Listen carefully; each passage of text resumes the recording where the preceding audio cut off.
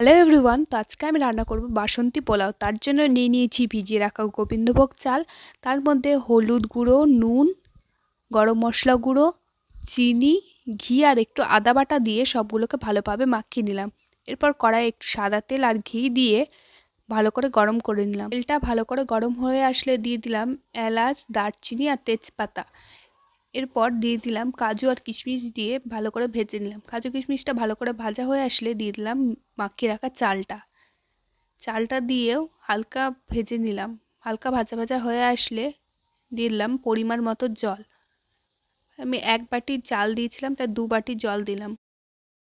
এরপর হালকা নেড়ে ঢেকে দিলাম।